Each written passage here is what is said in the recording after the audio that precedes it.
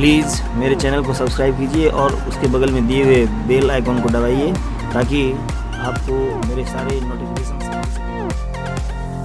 Hello guys, मैं किशोर कुमार अमरजी आप लोगों के सामने फिर से उपस्थित हूँ क्लासरूम प्रोग्राम लेकर के। दोस्तों, मैं अपने चैनल में जैसा कि आपको पता है कि सब तरह का चीज़ डालता हूँ, स्टडी, सिंगिंग, इंटरटेनमेंट। तो आज मैं फिर से स्टडी वाला प्रोग्राम लेकर के आपके सामने उपस्थित हूँ, और वो भी इसलिए क्योंकि आप मेरे चैनल को सब्सक्राइब करते हो।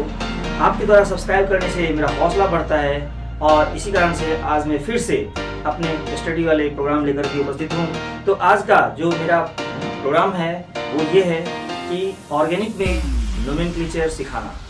ये भी इसलिए क्योंकि कुछ बच्चों की ख्वाहिश है, कुछ बच्चों की फरमाइश है कि सर और ये ऑर्गेनिक में नोमेनक्लेचर उसको सीखने में बहुत दिक्कत हो रही है, तो आप ऑर्गेनिक नोमेनक्लेचर को अच्छे से एक्सप्लेन करके डालिए। तो दोस्तों, आज मैं शुरू करने जा रहा हूँ ऑर्गेनिक नोमेनक्लेचर।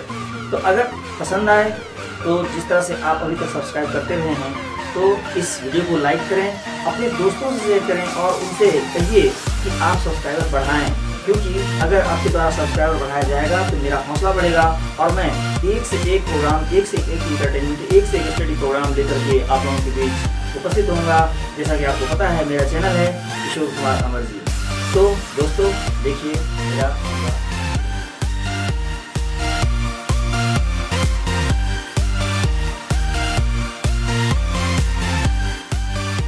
तो दोस्तों, जैसा मैंने कहा कि आज हम लोग शुरू करने वाले हैं ऑर्गेनिक नोमेनक्लेचर। तो आज पार्ट 1 में हम लोग नोमेनक्लेचर सीखेंगे हाइड्रोकार्बन का, ठीक है। और सेकेंड पार्ट में फिर हम लोग शुरू करेंगे organic compounds with functional group, ठीक है। तो आज हाइड्रोकार्बन का सबसे पहला चीज़ ये है कि स्ट्रक्चर जो हम लोग लिखेंगे, स्ट्रक्चरल फार्मूला, वो किस किस तरह से हम लोग लिखते हैं। तो पहले आप देखिए टाइप्स ऑफ स्ट्रक्चरल फार्मूला, ठीक है। तो टाइप्स ऑफ स्ट्रक्चरल फार्मूला से पहले जैसे हमने लिखा है कि ऑर्गेनिक नोमेनक्लेचर, तो आपको ये समझ में आना चाहिए कि नोमेनक्लेचर का मतलब क्या होता है। देखो, नोमेनक्लेचर का मतलब जो होता है ये होता है नामकरण। नामकरण कहने का मतलब ये हो गया कि हम लोग ये कह सकते हैं कि naming of organic compounds.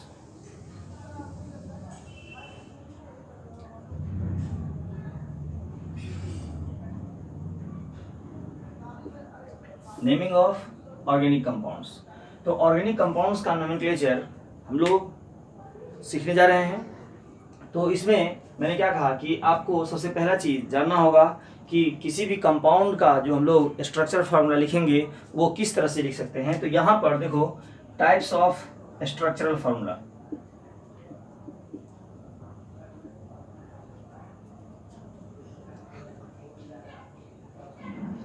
Types of structural formula. तो यहाँ पर इसको हम लोग बांटते हैं 4 पार्ट में।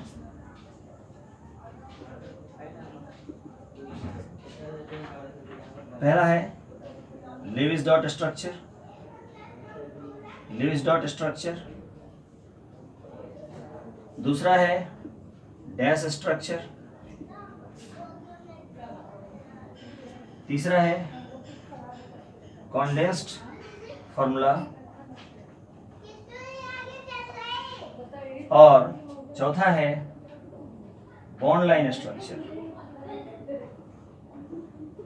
Bond line structure. तो टाइप्स ऑफ स्ट्रक्चरल फार्मूला में यह है कि किसी भी ऑर्गेनिक कंपाउंड को हम लोग 4 तरह से लिख सकते हैं। एक हो गया लेविस डॉट स्ट्रक्चर, दूसरा है डैश स्ट्रक्चर, तीसरा है कॉन्डेंस्ड फार्मूला, और चौथा है बॉन्ड लाइन स्ट्रक्चर। तो देखो यहाँ पर जैसे लेविस डॉट स्ट्रक्चर है, तो हम लोग एग्जाम्पल के थ्रू आगे बढ़ते हैं। जैसे यहाँ पर इथेन है, तो इथेन का लेविस डॉट स्ट्रक्चर कैसे होगा। तो यहाँ पर जैसे सी है तो कार्बन का 4 वैलेंस इलेक्ट्रॉन, इधर भी 4 वैलेंस इलेक्ट्रॉन, ठीक है।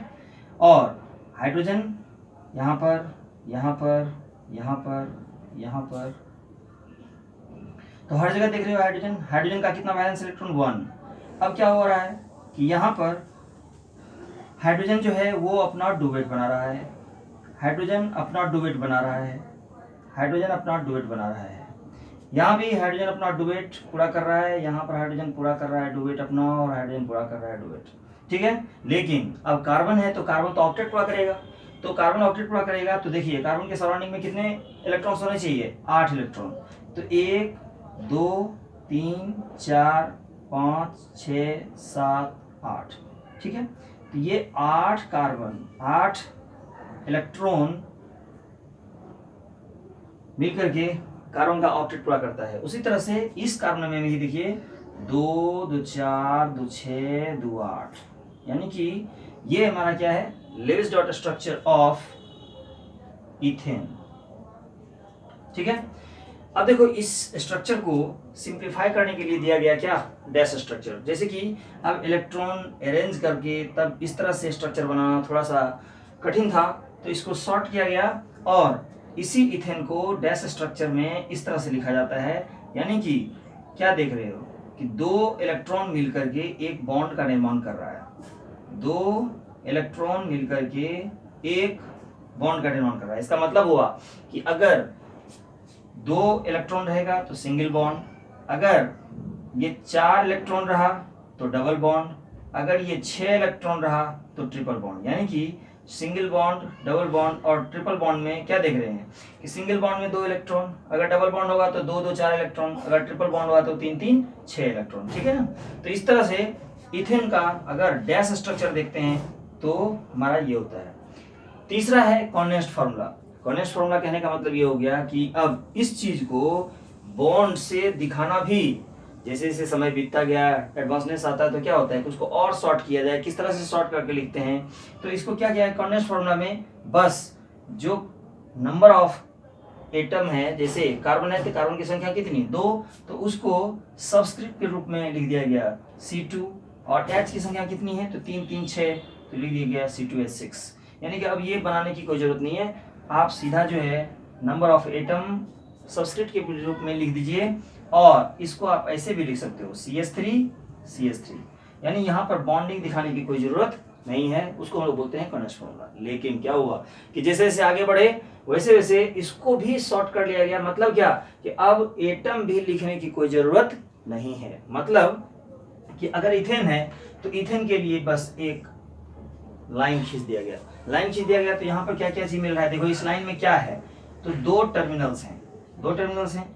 तो ऐसा मान लिया गया कि जहां जहां टर्मिनल वहां वहां पे कार्बन, तो यहाँ क्या हो गया, एक कार्बन यहाँ हुआ और एक कार्बन यहाँ हुआ, तो 2 कार्बन है कि नहीं है।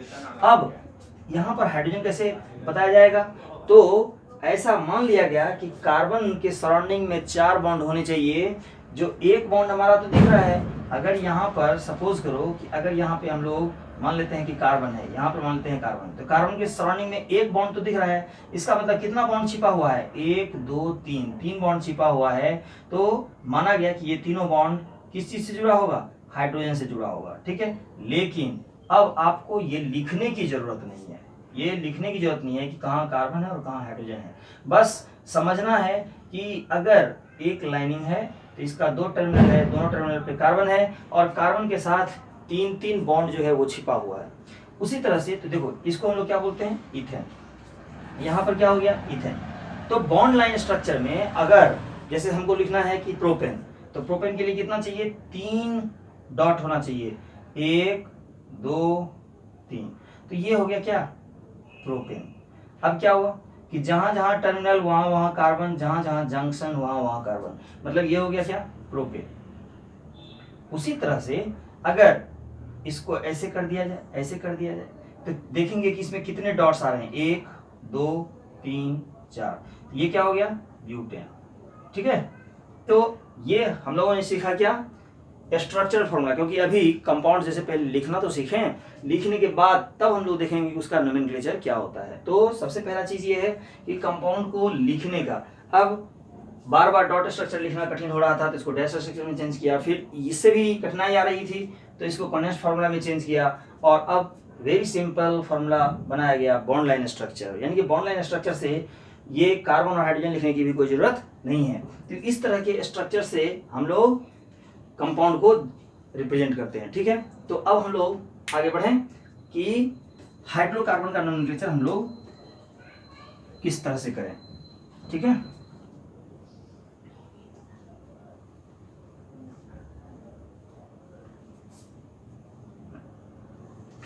तो ठीक है, देखिए अब जैसे हाइड्रोकार्बन है, तो हाइड्रोकार्बन दो तरह का हम लोगों को पढ़ना है। कौन कौन? एक हो गया सैचुरेटेड और दूसरा है अनसैचुरेटेड।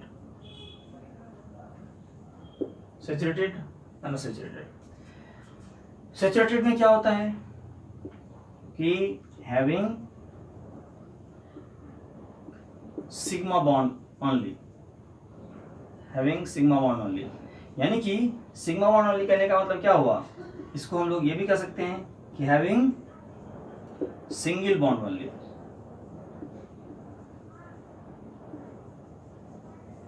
और यहां पर है अनसैचुरेटेड में कि हैविंग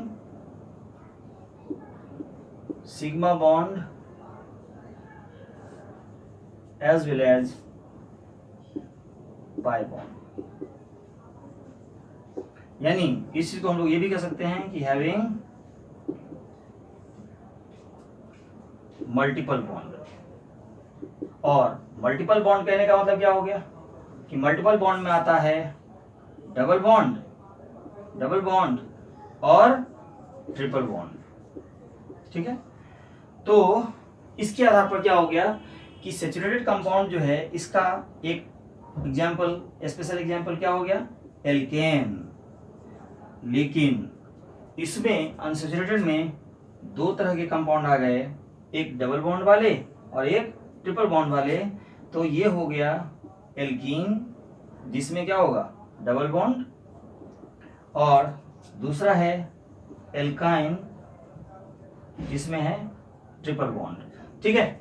तो यहां पर एल्कीन में सिंगल बॉन्ड, यानी किसके किसी बीच में देख रहे हो ना, ये कार्बन कार्बन है, तो कार्बन कार्बन के बीच में सिंगल बॉन्ड, कार्बन कार्बन के बीच में डबल बॉन्ड, कार्बन कार्बन के बीच में ट्रिपल बॉन्ड। तो इस तरह से हाइड्रोकार्बन के तीन टाइप हो गए। एल्केन, अब एल्केन का जैसे यहाँ पर हम लोग पढ़ रहे हैं, तो एल्केन का जनरल फॉर्मूला क्या हो जाएगा, CnH2n+2। यहाँ पर एल्कीन का हो जाएगा CnH2n, और एल्काइन का हो जाएगा CnH2n-2, ठीक है। तो ये सारा का सारा जो है ये हमारा हाइड्रोकार्बन है, और इसी हाइड्रोकार्बन के बारे में हम लोगों को जानना है, इसी हाइड्रोकार्बन का नोमेनक्लेचर हम लोगों को सीखना है। क्योंकि देखो फंक्शनल ग्रुप अभी हम लोग जानते नहीं हैं, तो functional group containing organic compounds का नोमेनक्लेचर हम लोग कैसे कर सकते हैं। तो functional group containing organic compounds का नोमेनक्लेचर हम लोग करेंगे जब ये चीज हम लोग सीख लेंगे, जब ये हाइड्रोकार्बन को नाम देना जब हम लोग सीख लेंगे, उसके बाद हम लोग फिर चलेंगे किसमें, organic compounds having functional group. तो आज हम लोग हाइड्रोकार्बन को देख रहे हैं, तो हाइड्रोकार्बन में क्या क्या चीज देखना है, एल्केन, एल्कीन और एल्काइन, ठीक है। तो देखो सबसे पहला चीज है कि एल्केन का नोमेनक्लेचर कैसे करें, नेमिंग ऑफ एल्केन। सबसे पहला चीज ये है,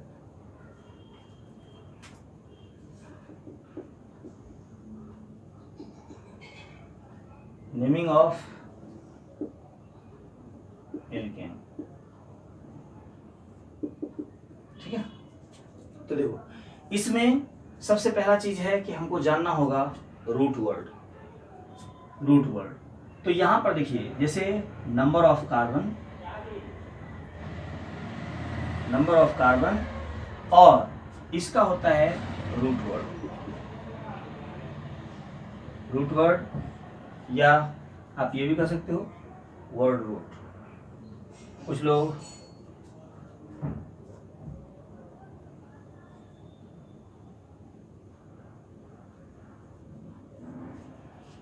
ठीक है, रूट वर्ड और वर्ड रूट। तो यहां पर देखो जैसे नंबर ऑफ कार्बन, अगर कार्बन की संख्या कितनी हो, 1, तो कार्बन अगर 1 है तो इसके लिए रूट वर्ड होता है क्या, मिथ। कार्बन की संख्या 2, ईथ। कार्बन की संख्या 3, प्रोप। कार्बन की संख्या 4, ब्यूट।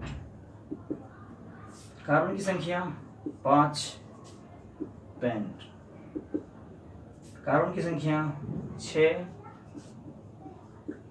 हेक्स, कार्बन की संख्या 7 हेप्ट, कार्बन की संख्या 8 ऑक्ट, कार्बन की संख्या 9 नॉन और कार्बन की संख्या 10, तो ये हो गया क्या डेक। ठीक है, देखो मेनली जो है ये 10 तक हम लोगों को जानना है, लेकिन जैसे कहता है कि कुछ स्पेशल भी हम लोग देख लेते हैं 1-2। जैसे अगर कार्बन की संख्या 11 हो जाए, जैसे कार्बन की संख्या अगर 11 तो इसको हम लोग बोलते हैं अनडेक, और कार्बन की संख्या अगर 12 हो तो इसको हम लोग बोलते हैं डोडेक।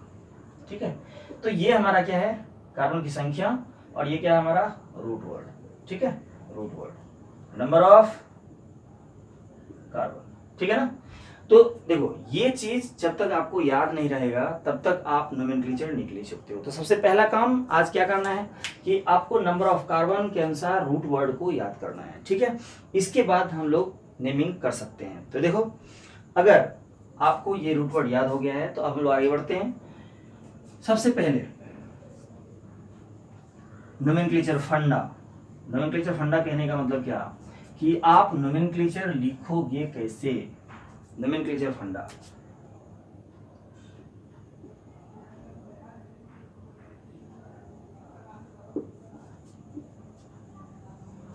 नोमेनक्लेचर फंडा।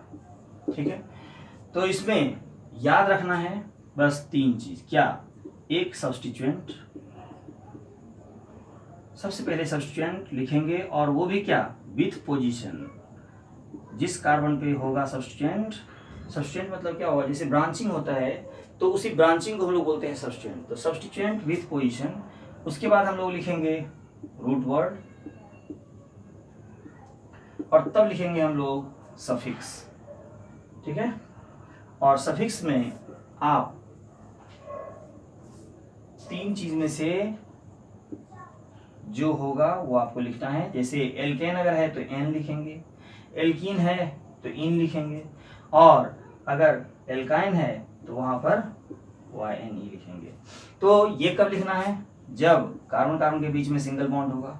ये कब लिखना है, जब कार्बन कार्बन के बीच में डबल बॉन्ड होगा। ये कब लिखना है, तो कार्बन कार्बन के बीच में ट्रिपल बॉन्ड होगा। ठीक है, जैसे एग्जाम्पल के तौर पे देखता हूँ, उसके बाद फिर हम लोग नेक्स्ट क्लास में देखेंगे नंबर ऑफ क्वेश्चंस, उसमें एल्केन एल्कीन एल्काइन, क्योंकि लोगों को बाय पार्ट स्टडी करना है ताकि समझ में आए। तो इसमें एग्जाम्पल जैसे देखते हैं, सपोज करो कि ये दिया हुआ है। ठीक है, तो यहां पर आप क्या देख रहे हो, सबसे पहला काम क्या करना है, counting, number 1, number 2, number 3, number 4, number 5। तो 5 कार्बन है। अब इसमें कोई ब्रांचिंग नहीं है, कोई ब्रांचिंग नहीं है, तो कोई ब्रांचिंग नहीं है तो सब्स्टिट्यूएंट नहीं है। तो अभी हम लोगों को पहले तो इनिशियल फेज का सीखना है। तो यहाँ पे कोई ब्रांचिंग नहीं है तो हम लोग सीधा लिखेंगे क्या, रूट वर्ड। ब्रांचिंग नहीं है तो रूट वर्ड। रूट वर्ड होता क्या है, तो रूट वर्ड होता है according to number of carbon. तो यहाँ पर क्या लिखेंगे, पेंट।